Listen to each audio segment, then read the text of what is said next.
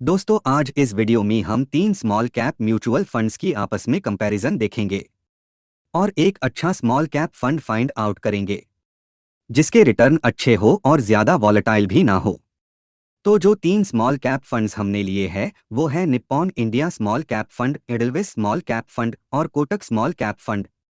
दोस्तों याद रहे small cap mutual fund large या मिड कैप फंडों के मुकाबले काफी ज्यादा वॉलेटाइल होते हैं, इसलिए जो लोग निवेश में काफी जोखिम उठा सकते हैं और जिनका निवेश का नजरिया 7 से 10 साल का हो उन्हें ही स्मॉल कैप फंड में निवेश करना चाहिए।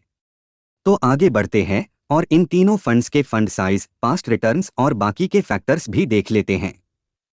तो निप्पॉन इंडिया और कोटक स्मॉल कैप फंड 9 साल पुराने फंड्स है और एडलविस स्मॉल कैप फंड 3 साल पुराना फंड है। तो एडलविस का मार्केट एक्सपीरियंस निप्पॉन और कोटक स्मॉल कैप फंड से कम है। चलिए अब तीनों फंड्स के फंड साइज यानी कि एसेट अंडर मैनेजमेंट देख लेते हैं। तो निप्पॉन इंडिया का फंड साइज है 19,768 करोड़ और एडलवेस का फंड साइज है 1,169 करोड़ और कोटक स्मॉल कैप का फंड साइज है 7,385 करोड़। तो जैसा कि आप देख सकते हैं तीनों फंड्स के फंड साइज में काफी डिफरेंस है। एडलवेस का फंड साइज काफी कम है और निप्पॉन का फंड साइज बहुत बड़ा है। चलिए आगे बढ़ते हैं और बाकी के फैक्टर्स भी देख लेते हैं। लेकिन आगे बढ़ने से पहले अगर आपको ये वीडियो अच्छा लगे तो वीडियो को लाइक और चैनल को सब्सक्राइब करना ना भूले। चलिए अब फंड्स के पास्ट रिटर्न देख लेते हैं। अगर एक साल की बात करें तो निप्पॉन इंडिया ने पिछले एक साल में 20.75% का रिटर्न दिया है और एडलवेस ने 16.66% और कोटक ने 15.93% का रिटर्न दिया है। तो एक साल के रिटर्न में निप्पॉन का रिटर्न बहुत ही शानदार है। तो आगे बढ़ते हैं और पिछले 3 सालों का रिटर्न भी देख लेते हैं।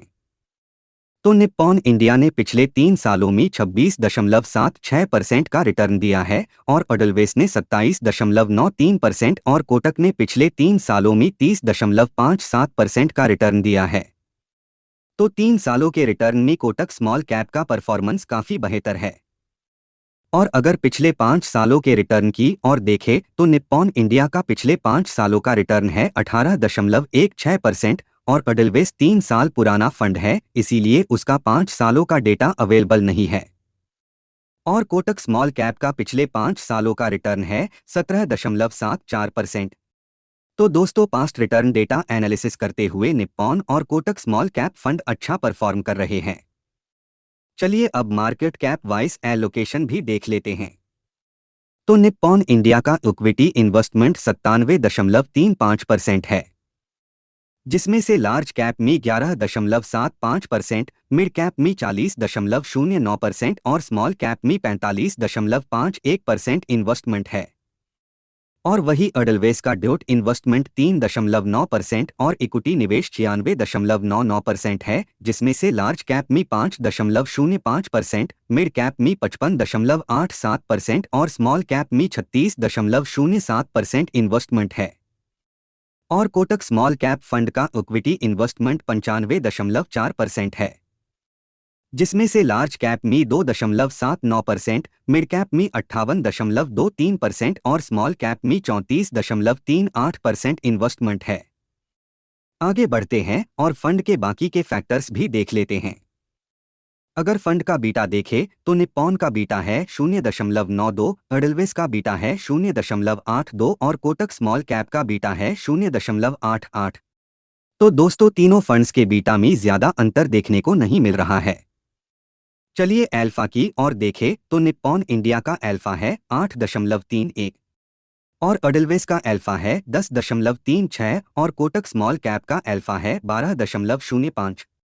तो दोस्तों कोटक का अल्फा बाकी के दोनों फंड्स के मुकाबले बहुत ही अच्छा है।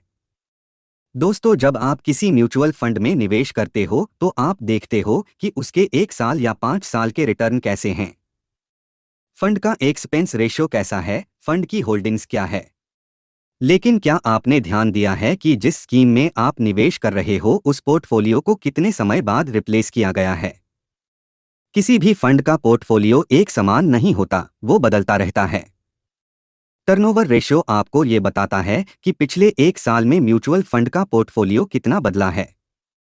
चलिए इन तीनों फंड्स के टर्नओवर रेशियो देखें तो निप्पॉन इंडिया और एडलवेस का टर्नओवर रेशियो 29 है और कोटक स्मॉल कैप का टर्नओवर रेशियो 8.76 है।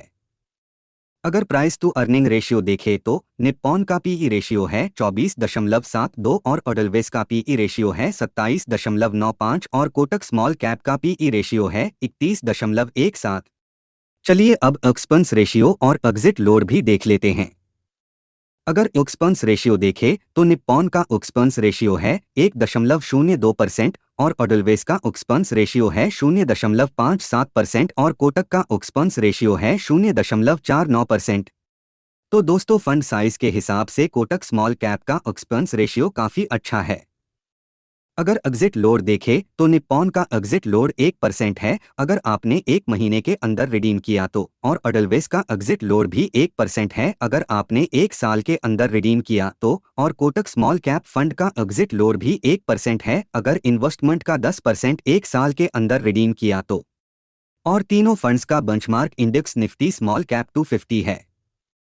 चलिए अब एनएवी और मिनिमम इन्वेस्टमेंट की और देखें तो निप्पॉन इंडिया में आप 89.29 की एनएवी के साथ 500 की एसआईपी और 5000 लमसम से अपना इन्वेस्टमेंट शुरू कर सकते हैं, और वही एडलवेस में आप 24.22 की एनएवी के साथ 500 की एसआईपी और 5000 लमसम से अपना इन्वेस्टमेंट शुरू कर सकते हैं।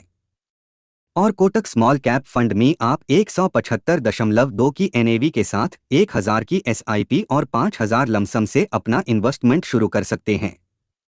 चलिए अब फंड्स की होल्डिंग और टॉप इन्वेस्टमेंट सेक्टर्स भी देख लेते हैं। तो निप्पॉन इंडिया फंड की टॉप होल्डिंग है the Financial Holdings Limited, NIIT Limited, Grameen Financial Services Private Limited, KPIT Engineering और मैग्मा फिनकोर्प लिमिटेड। यानी कि फंड के टॉप सेक्टर्स है कैपिटल गुड्स, केमिकल्स और फाइनेंशियल।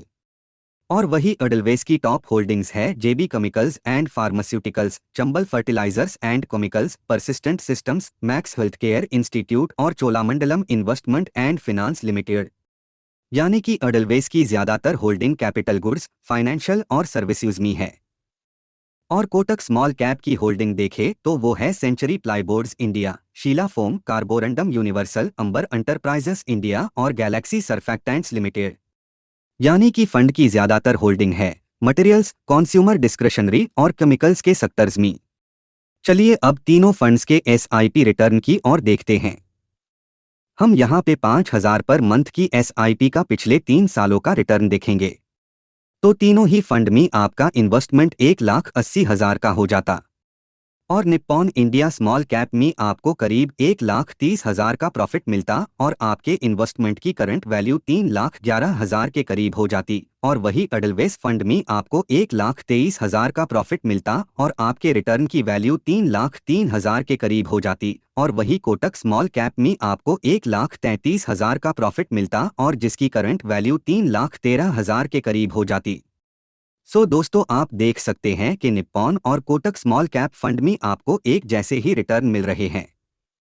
दोनों के रिटर्न और बाकी के फैक्टर्स लगभग सिमिलर ही है, लेकिन अगर आप अपने पोर्टफोलियो में एक ही स्मॉल कैप फंड रखना चाहते हैं तो आप कोटक स्मॉल कैप फंड को चुन सकते हैं। आप अपने पोर्टफोलियो में कौन सा स्मॉल कैप फंड शामिल कर रहे हैं, हमें कमेंट करके ज़रूर बताएं। अगर वीडियो पसंद आया हो तो वीडियो को लाइक और चैनल को सब्सक्राइब करना ना भूलें।